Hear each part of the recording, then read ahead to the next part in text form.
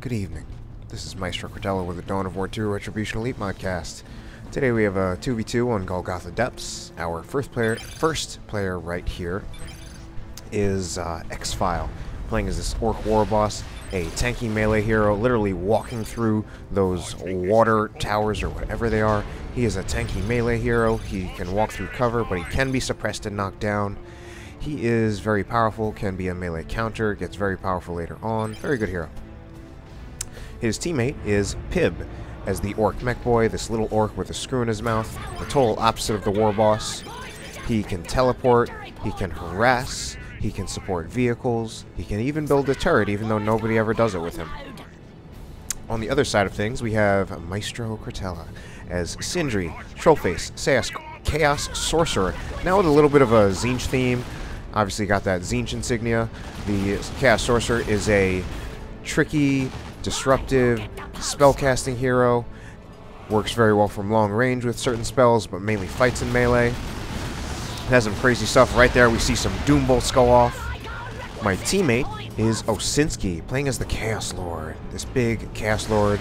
His back is like completely kitted out.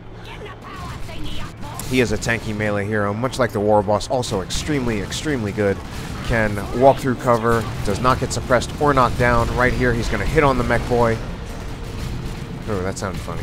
But he acts as a melee counter, can be very good in melee and range, has some good crowd control abilities, as well as some just good being a really tough and tanky melee dude. So this is a 2v2. Obviously, I've been, I've often considered myself a mid-level player. And certainly one of the hesitancies I had about getting into casting was that I wasn't good enough. I mean, I'm certainly not a bad player. And one of the things that's actually been happening as part of me becoming a caster is that I'm getting invitations to play with better players. And it's actually required me to push myself a little bit, to play with better players, try a little harder. That's part of what's happening here. These players are pretty good players. We don't have names like Riku Tex, those people right here, but these are people who are definitely maybe a rung below them. Good players. Another interesting thing about this matchup is that XPhial and Pibb actually both went random, and they both got Orks. So we actually have an unintentional faction war, faction battle, or whatever, because, well, Osinski and I just play Chaos, so we just played Chaos. Right here, Osinski gets dangerously close to losing in a Chaos Space Marine squad. That would be a terrible early loss, but he gets one model out of there with 25 health. So, XPhial going for both Ork players, going for very typical Ork builds, double shooter boys. That's going to be a huge amount of range DPS to deal with early on. So one of the things is that it's going to make it very difficult for the Chaos Heretics, certainly at least melee heretics, to get in melee. They'll be focused down a lot on approach.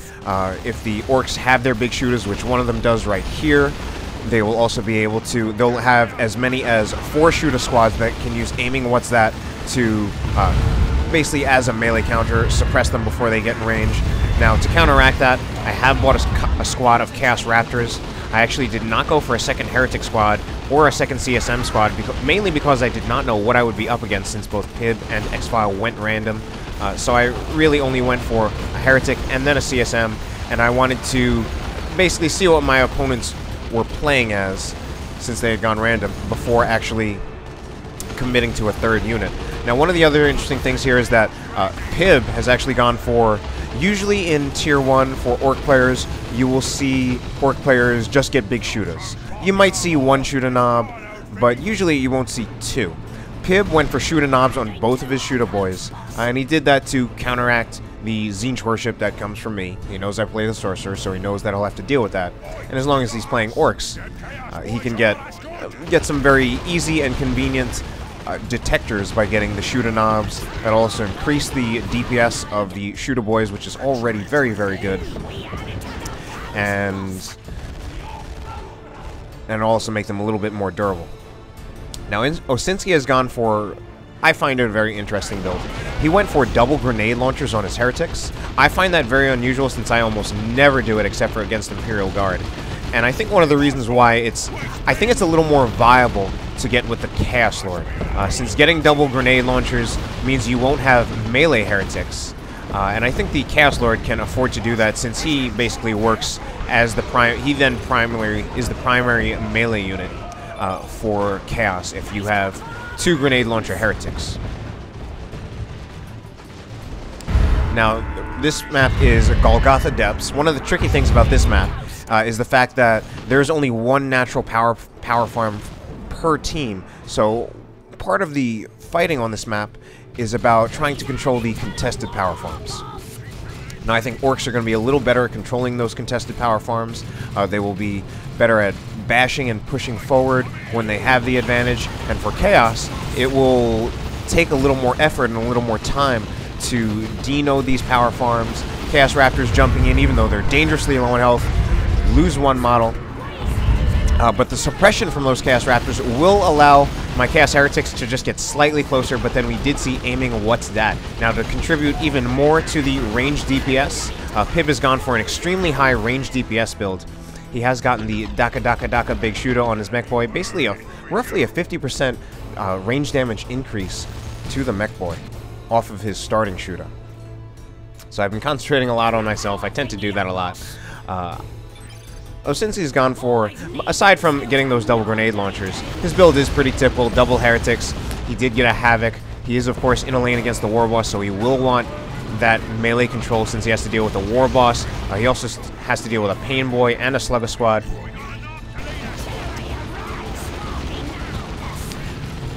Now, Osinski's Havoc is in a little bit of trouble. That Havoc is very helpful to deal with the melee that you will have to deal with, but it's about to get hit by Slugger Boys with Use Your Choppers. That's got to be a dead Havoc, and Osinski loses that Warboss. So one of the things that's very dangerous about high DPS races, especially races that have high melee DPS, and when I say that, actually, we're actually talking about basically most of the races in the game except for Imperial Guard, Space Marine, and maybe Grey Knights, is that if you just position your melee units in a way that they will be in the retreat path of your opponent's retreating squads, you really stand a decent chance to just wipe squads outright like that. And that's exactly what happened there. So Eldar and Orks are particularly good at that since they have base melee squads with very high starting DPS. Chaos are, of course, very good at that too. They do have Heretics, which have very high DPS once they have their aspiring champion, and Doomblast is mysteriously good on retreat for some unknown reason, even though its damage type doesn't seem like it should be. Now, as you can see right here, I've gone for the Sword of Flame, as well as the Vestments of the Warp on the Chaos Sorcerer. That's a very bread and butter play of the Chaos Sorcerer. It's something I've tried to actually somewhat move away from as part of trying to learn the Sorcerer more. There are a lot more advanced tricks to the Sorcerer that are a lot more powerful, although also a lot less versatile. But the Sword of Flame and Vestments of the Warp combination, although it's very bread and butter, very basic and very easy, it's also still just very good. And it's particularly good in this matchup. One of the tough things about these shooter boys, first of all, they do a ton of damage. You want to teleport in, whether with the Sorcerer or with a unit like the Raptors, so that you can get in there and have them not doing their range DPS as fast as you can. It basically, just as soon as that Sorcerer gets in, that huge amount of range DPS that you get out of these shooter squads is suddenly not happening anymore, and that's what's really useful about the Sorcerer in this matchup, as well as those Raptors now in the Elite mod. Osinski's now in a bit of a bad position, about to get pincered by Orks. Now have a Weird Boy out on the field for Pibb. Stick Bomb is out for XPhial. Sort of an answer to, I think, Osinski's double grenade launcher Heretics. And unfortunately, both of me and Osinski are getting pushed back a little bit here. I think we're unfortunately fighting a little too divided, while Pibb and XPhial are very close together. We also have smaller builds. Osinski now only with 3 units after having lost his Havoc. And I think we're also struggling a bit with the fact that Pibb and XPhial have had better control over those contested power nodes. I have managed to take this one for us, but for most of the game, it's definitely been them with the contested power nodes. So as you can see, Osinski has a lot of requisition, in fact, a huge requisition float. But he hasn't really been able to spend too much of that on generators because we haven't had those contested power nodes. We do have the power point over here, but I invested a little bit more in the generators myself. And then one of the other great things about that Sword of Flame is that the Heretic versus Slugga fight is a little bit questionable. I don't even know exactly who wins, but with the Sword of Flame, it definitely favors the Heretics. Basically, it's questionable in the sense that it's hard to know exactly who wins, and it's often more about who retreats first. And usually, whoever retreats first is actually going to be the one who loses. All right, now we do see the Armor of the Inferno on Osinski doing wonderfully.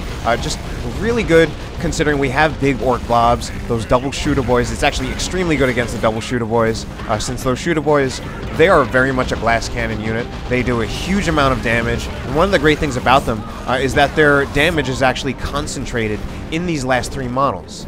This shooter squad only has 3 out of 6 models, but most of the damage is concentrated in those 3 models.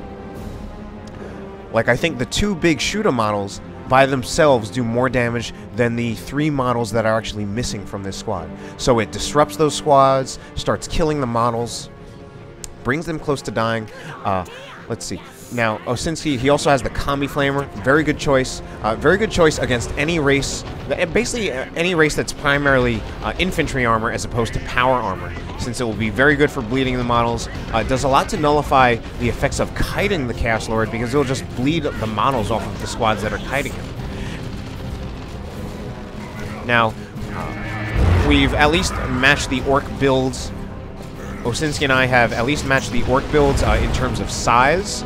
I went for the Demon Dog, the Blood Crusher, often colloquially referred to just as the dog, especially in part back when it was something that was considered overpowered and people raged about it. Osinski there uses his Chaos Dreadnought, actually takes out XPhial's Painboy and the Warboss. Good play by Osinski with that, just positioning that Chaos Dreadnought in the retreat path.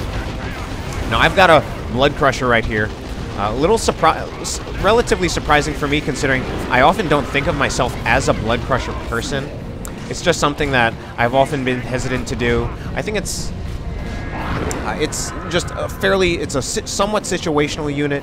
You do need to be on top of your micro for it, making sure it doesn't die, making sure you have Heretic support when you need it, making sure you have units like the Sorcerer and the Raptors that will be able to jump and tie up the AV that will be threatening the Blood Crusher. Now, since he lost his Chaos Lord, and he actually said that he's floating tons of wreck, so we'll just rebuy his Chaos Lord. And looking at his wreck float, he does have quite a wreck float.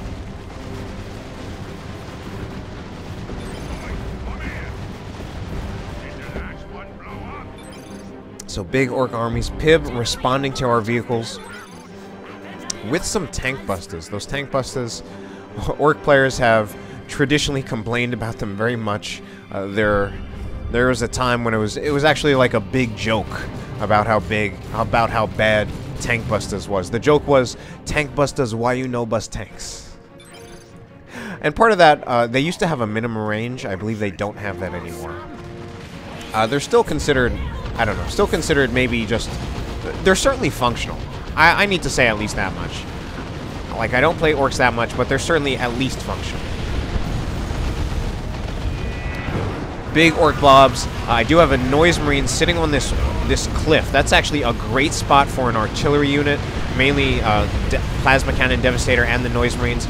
Now, this Chaos Dreadnought is in here, and I think in a little bit of trouble. It is getting hit a bit by this Mekboy with the Beamy Death Gun. I actually think the Mekboy with the Beamy Death Gun is a pretty good AV response, since in a way it's a somewhat non-committal AV response. You don't. Oh, and I did actually have Icon of Tzeentch, and I actually kill Pibb's Slugga squads. Pibb actually definitely taking some losses now. He actually lost his tank busters from Osinski's Chaos Dreadnought, but now Osinski, His Chaos Dreadnought did just walk into that rocket barrage from the tank buster, so he lost his Dreadnought. So Osinski actually complimenting XPhial on that rocket barrage, and that actually was a pretty good rocket barrage because XPhial actually, he basically called Osinski on it. He didn't put the rocket barrage where Osinski was. He put it where the Chaos Dreadnought was going to be, and Osinski walked right into it. And part of the reason that worked was that for Osinski to avoid that, he would actually have to expose his Dreadnought again, walk it out into the open, and put it in a position where he might have walked into the firing arc of the Mekboy Beamy Luda, or the Mekboy Beamy Death Gun. So this Mekboy still has that Beamy Death Gun, maybe keeping it to deal with my Blood Crusher. But again, I think the Beamy Death Gun on the Mekboy specifically is a good AV answer, just because it's non-committal. You can change the Mekboy back to either the Death Gun or the Daka Daka Daka Big Shooter. Certainly it costs resources to do that, but I mean, I like it, at least to me. It seems better than getting a Beamy Death Gun on a Luda squad that you can't change back to a Death Gun. So this Blood Crusher still doing pretty well.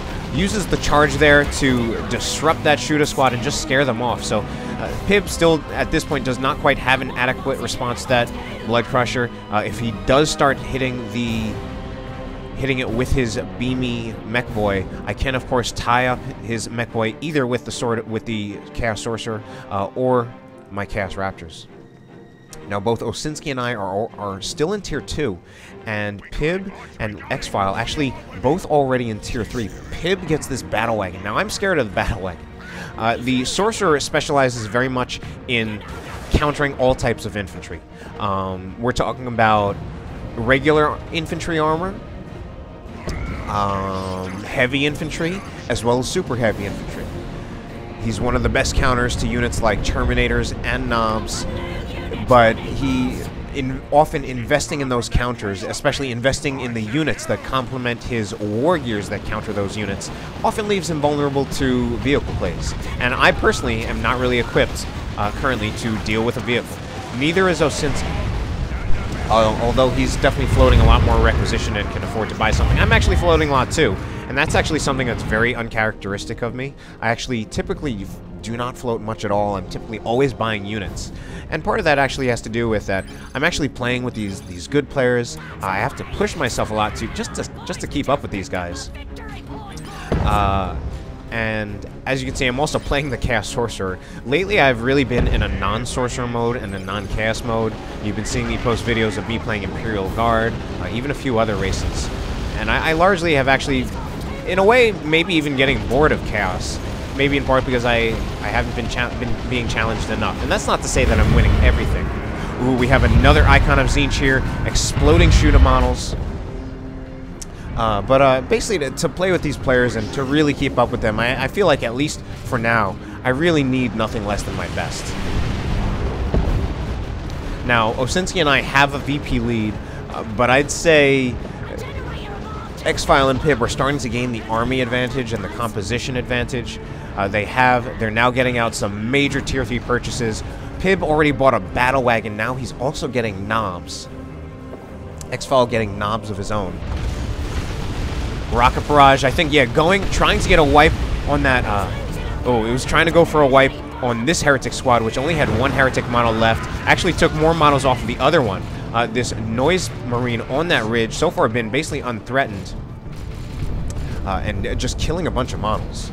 So I was over here with some Chaos Space Marines, trying to get this Cat back. And that's part of the reason, again, XPhial and Pibb have that big tech advantage. They've just had better control over those contested power farms. Now I'm running the Demon Dog in here, that Blood Crusher. I also have a Plague Marine squad out. Now the Plague Marines are a unit that I've often said that I don't think they're that good, and they're still certainly not overwhelmingly good. Definitely not a unit that I don't think anyone can reasonably call overpowered. But I've been starting to see a lot more of the value in them and what makes them good. And I actually chose to get them as a counter to this Orc Battle Wagon, even though I've generally considered them a lighter AV choice.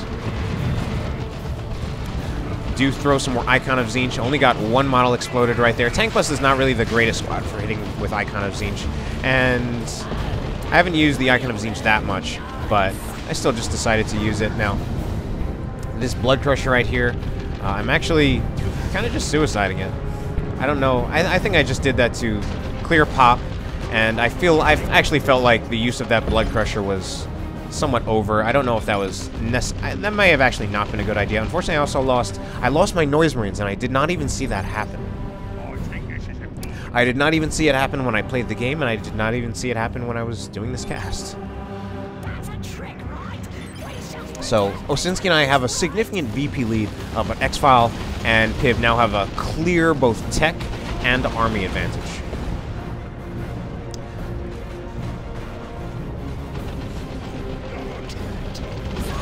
Now, about those Plague Marines, I was trying to talk about the value of them. One of the good things about those Plague Marines is that they just have a lot of staying power, even after their staying power was a bit nerfed in the Elite mod. Since they don't heal themselves on their death explosion, they still do have quite a bit of staying power with that basically just the high health pool, their high health regeneration. The snare is fairly nice. So they can often stay on the field longer than, say, a Las Cannon Havoc, and you can keep them in play longer than, say, a Dreadnought with less risk. Like if you keep a Dreadnought in play for too long as AV, you stand a chance of really losing the entire Dreadnought. Whereas Plague Marines, being an infantry unit, can of course just retreat. So Osinski got a Predator as a vehicle counter. He might want to get the Las Cannon on that if he wants to do more damage. There we actually see a Rocks, but luckily I managed to pretty much dodge it entirely. I'm even going for a second Plague Marine squad here. So again, putting more value into those Plague Marines as a vehicle counter. The multiple Plague Marine build is something that initially seemed counterintuitive to me, but I'm starting to see, again, more the value of those Plague Marines. I think one of the things is that supposedly those snares do stack. And one of the greatest strengths of the Battle Wagon is its speed. The Battle Wagon is the fastest 2,700 hit points of vehicle armor in the game. Now, of course, it's the only 2,700 hit points of vehicle armor in the game. But that's, again, part of just what makes it pretty good. And I actually asked Toy Lali what he thought of the Battle Wagon after he saw me cast his game where he steamrolled over Gillo with the Battle Wagon quite literally. And his answer was he thinks it's the best unit in the game, which I thought was kind of funny. And I'm not necessarily gonna commit to saying yes, it's the best unit in the game, but it certainly confirmed my suspicion that it's pretty good because it's such a tough vehicle that's so fast. And now, again, most of the game's other tough vehicles are very slow. We're talking about basically all the Land Raiders as well as the Baneblade. Very slow speed. This Battle Wagon is like as fast as a Razorback, and it has 27 hit points of vehicle armor. It also has, its main weapon does melta damage, so that'll be good against vehicles, against infantry. It hits infantry pretty accurately, actually very good against super heavy infantry. Now I have my Plague Marines about to open up out of infiltration. Also, the Predator goes with the Mark of Khorne, which I'm a little surprised to see. Definitely the Mark of Tzeentch, I think, would have been the choice to go if we really want to take out that Battle Wagon. Unfortunately, I'm bunching up my Plague Marines too much, and this is starting to be a crazy engagement, but there are just too many Orks. We now have Flash gets out on the field with Blastas. And this is really bad. Oh, unfortunately, I'm accidentally path blocking Osinski's Predator because my Chaos Space Marines were stunned. I actually tried to move them out of the way, but I did not react fast enough to the fact that they were stunned. I was trying to just move them out of the way instead of retreat them. I should have just retreated them. And unfortunately, I cost Osinski his Predator. He's lost quite a few units. We're down a lot in units, and now XPhial and Pibb are really evening up the VPs, taking way too many model losses on these Chaos Space Marines. Those Blastas, I don't know the damage type on them. It could either be, oh, it actually says it.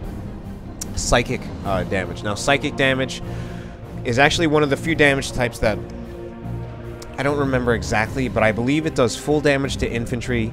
It definitely does bonus damage to super heavy infantry, and it either does full damage or bonus damage to heavy infantry. It actually does relatively, I think it actually does not do that much damage against vehicles.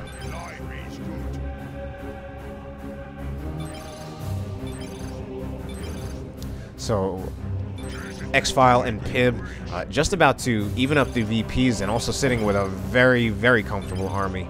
That's going to be really tough to deal with. Unfortunately, bunching up those Plague Marines a little too much again, in part because I'm choosing to have all of them go through here. I also get hit by a foot of Gork. And when that happened in the game, I actually did not even realize what it was. I just saw my units getting destroyed, and then I retreated them in a panic.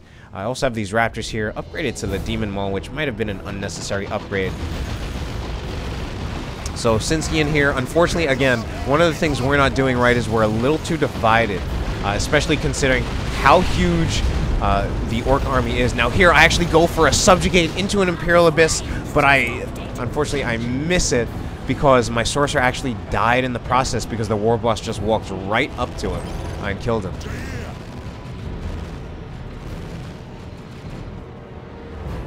Now, what I said there was too desperate, and basically, I was feeling the nerves. I could tell that, like, I mean, we had 2 Nob squads to deal with, and that whole mass of Orcs. I really just wanted to straight up wipe a Nob squad by using Subjugate and then Imperial Abyss to hold those Nobs inside the Imperial Abyss.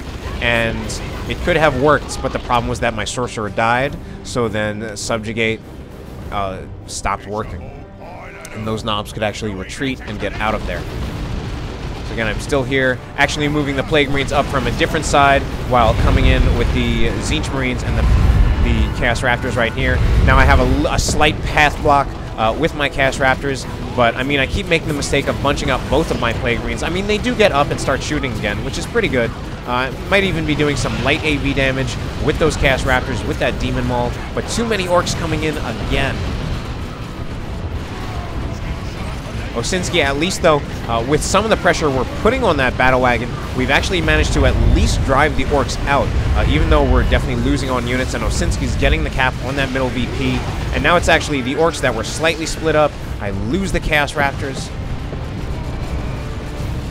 but still just too many Orcs, and we're losing more and more stuff, even just sending Heretics in there against way too much stuff just to, I don't know, stall. Too much crazy stuff going on, and now it's finally a VP lead for both for XPhial and Pibb, but actually they're about to lose it because we had a 2-cap, 100 to 100. And the Chaos Lord, I didn't even see him there, but he just knocked everything out, and another Imperial Abyss. This one is from Osinski, and definitely killing some Nob models and forcing Orc units off the field, which at least gets up on us on the field. In fact, one of the things it does, even though there's still Orcs on the field, it keeps them off the VP so that the VP just stays in our hands and keeps ticking down in favor of us. The Mekboy went down there. They were standing around a little too much in the center of that abyss, I think just because they wanted the cap. Now over here, as you can see, what I'm doing is I'm actually destroying this entire generator farm, not going for the recap. It's too late in the game, and I actually have too much power. Didn't really check with Osinski, but I actually wanted the red more than the power income from this generator farm. I'm going for those tank busters right there, get very close, and now we have a Sonic Blaster Noise Marine from Osinski. This battle wagon is still here, but it's at half health, and it's actually pushing up.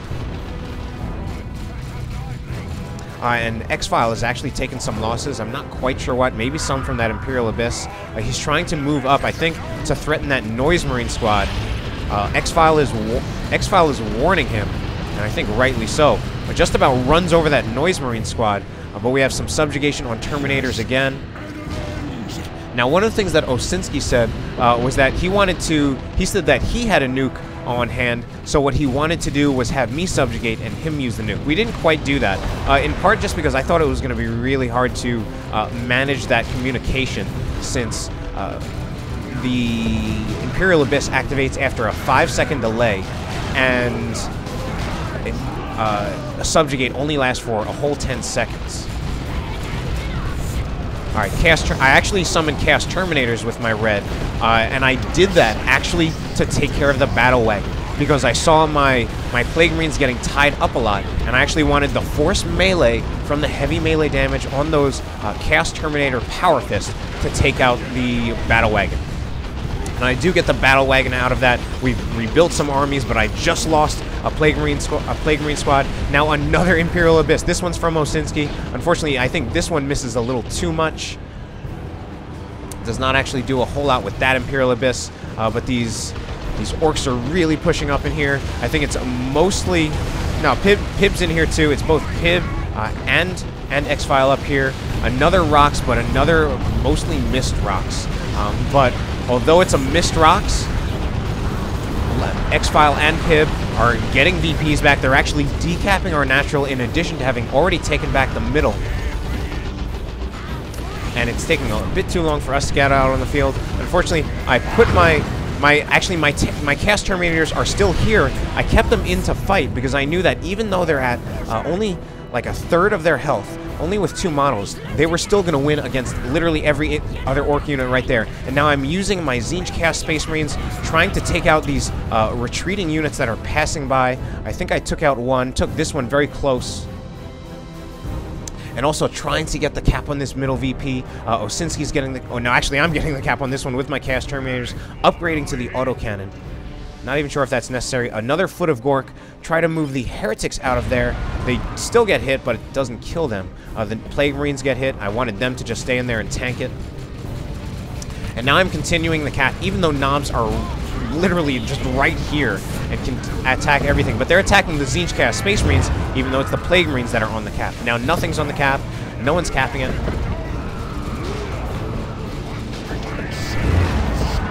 Sonic Blaster Noise Marine taking shots on those knobs. I'm still going for the cap with my... No, actually that's Osinski going for the cap with his Noise Marines. Now I've taken it over with my... Not with my Plague Marines, but Osinski getting forced off by a bunch of knobs.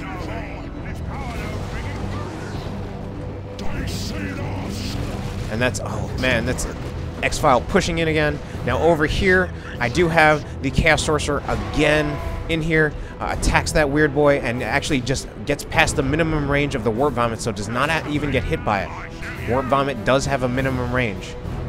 Now right now, I wanted to go for the Subjugate on these Terminators, but it was on cool... I mean, on those knobs, but it was on cooldown. I could have stopped the cap if only my Subjugate wasn't on cooldown. It finally goes off of cooldown, and now here's another Imperial Abyss.